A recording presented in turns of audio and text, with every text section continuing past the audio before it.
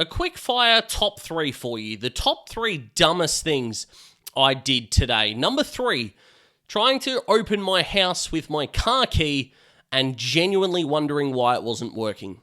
Number 2, woke my pregnant missus up at 3:30 in the afternoon after she texted me, "Hey, if I'm still asleep at 3:30, can you please wake me up?" And number 1, the cardinal sin. I changed my tip. That sums up where I'm at.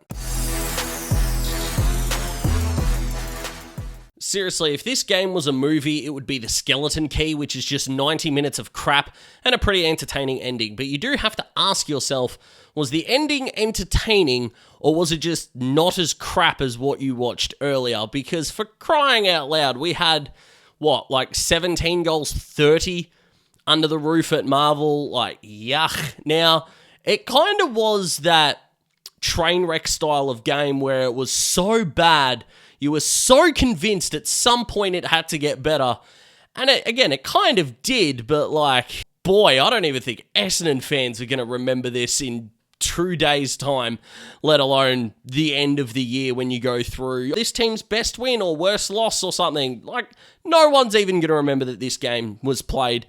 But if you are going to play in an ugly game, as we like to say, make it an ugly win. The Bombers did that, and they dominated in so many key areas. Effectively, contested ball, tackles, and inside 50.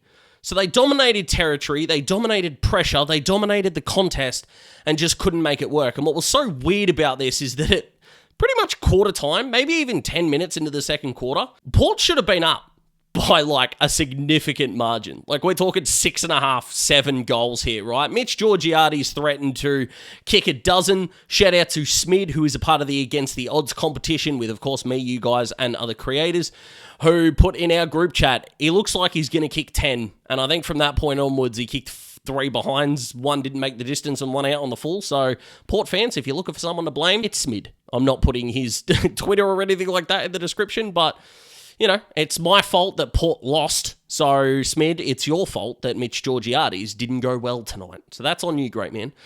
However, we want to talk about the winners are the most important facet of the game, no matter what. And there were plenty of Bombers that stood up. It was such a weird night for so many of their players. Jackson Pryor had the worst first half of nearly any footballer I've seen, not named Ben Mackay, in the same game. And his second half was really composed and really good. Saad El Houli is the sub. Yes, please. Archie Roberts, a figure of composure. Sam Draper has had a really good fortnight now. Beat Lloyd Meek last week and won the ruck battle and around the ground looked the most dangerous, although I thought Nick Bryan looked really good as well. One of the better games I've seen Xavier Dersma play. So a massive credit to him. Zach Reed got involved after he got moved onto Mitch Georgiades, which is a really positive sign for the young man. And with ball in hand, he's still a little bit shaky, but you can understand the steps now. And fingers crossed with some continuity, he is only going to get better, which is fantastic. Jai Caldwell right now is just locked into that runner-up spot in Essendon's best and fairest at this point, and that's because the skipper's going to win what's probably his 11th. I think it's his 6th, but holy crap.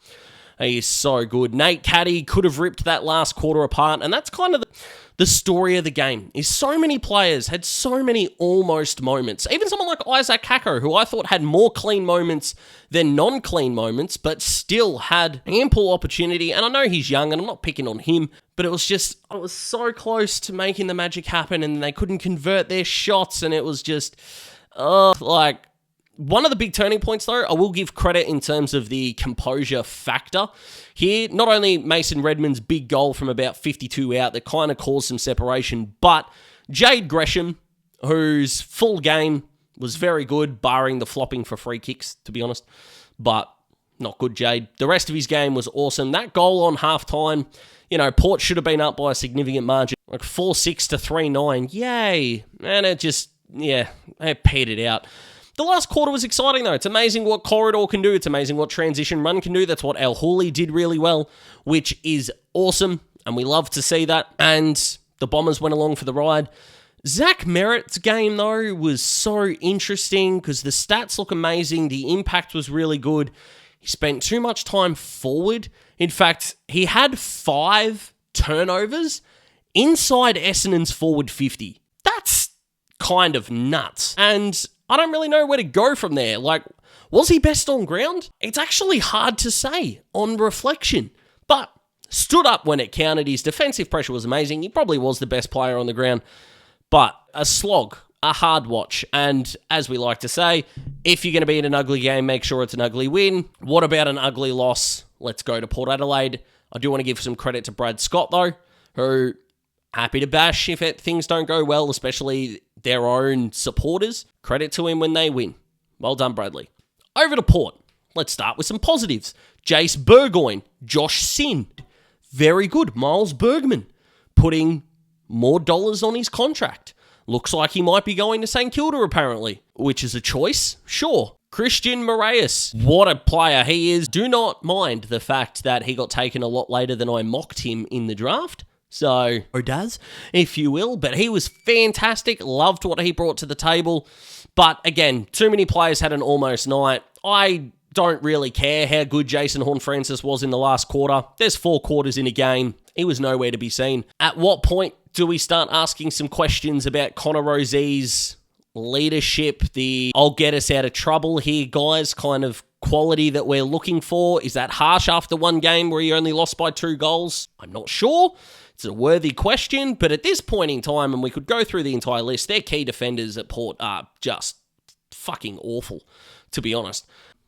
In terms of what's going to be the case moving forward, is Port are in an identity crisis. They just are, right? They have 2 head coaches at dumb work, right? In the NFL, if you've got 2 quarterbacks, you have 0 quarterbacks. The New York Giants signed Russell Wilson and Jameis Winston pretty much in the same 24-hour period. Ain't no one thinking they're going to do much next year. And they might take a 3rd in the draft if Shedeur Sanders is on the board. Like, that's not the way that this works. This is awful. Yeah, you beat Richmond, I know, right? You still get credit for that because Richmond beat Carlton, but the longer this drags on, the bigger the waste this year is. And if Bergman does go, and there might be a little exodus, what's going to happen with Kane Farrell in free agency? Yeah, Port have got a shit show that is awaiting them that they need to dig out of pretty quickly. But other than that, this game was crap. No one's really going to remember it, and you must be a sicko if you're watching this. I love you for doing so, believe me. But yeah, we're not going to remember this, and fingers crossed it's the worst game of the weekend. The Bombers are playing, including this game, in, I think, 7 of the next 15 Thursday or Friday nights. So fingers crossed this is a blip on the radar in terms of the quality of performances that they will be involved in. If you like this kind of content, like the video. If you like it, subscribe to join the Daz Talks Footy cohort, the family that we are building. Over 5K, which is nuts. I actually hit 1K on TikTok as well, which, to be honest, I do post the same thing as I do in my YouTube shorts. But if you enjoy what I do and you want to help out and you're on TikTok, go follow me there. I would appreciate that. In a big way, my Twitter is in the description if you want to hear me rant about being effectively a step-parent, about to be a dad, and the Hawks. That's pretty much my entire Twitter feed, because nothing else that I do gets any kind of traction or care factor at all. That's in the description as well. Other than that, I hope you're enjoying your Thursday night footy. Not a great advertisement for it, but I still love the time slot watching at home. I don't really have anything else to say. Thank you for watching. Goodbye.